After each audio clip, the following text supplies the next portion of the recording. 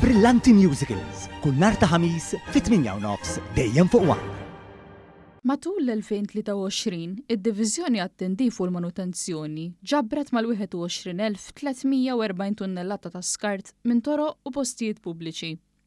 Minkejja dan mindu f'Ottubru li għadda tnieda l-Programm Nazzjonali tat-Tindif bl-akbar investiment f'dan il-qasam sal-lum diġà tneħħew aktar minn 65 tunnellata ta' skart wara interventi f'21 lokalità.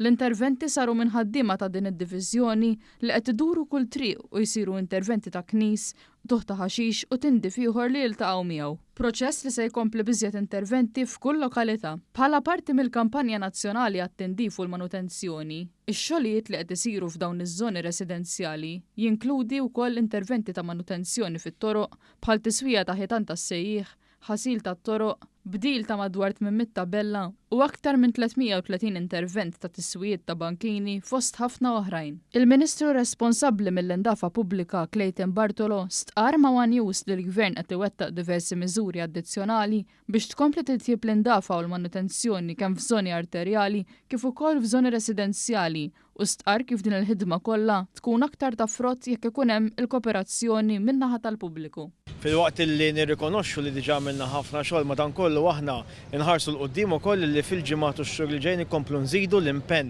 tagħna sabiex naraw li l-indafa pubblika madwar il-pajjiż kollu tkun ta' prijorità u għalhekk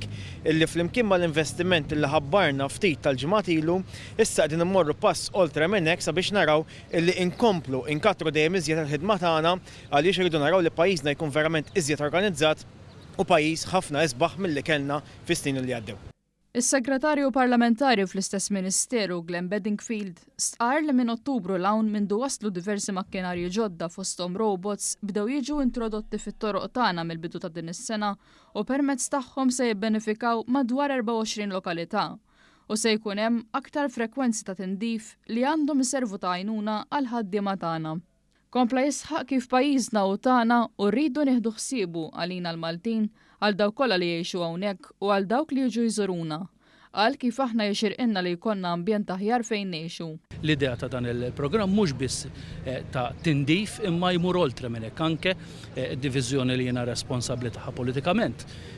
hija responsabbli kemm it-tindif imma anke mal-manutenzjoni u flimkien qed nikkoordinaw pjan ta' xogħol għax-xhur il ġejjin flimkien ma' entitajiet oħra biex pajjiżna jkun isbaħ u aħjar illum u anke għada.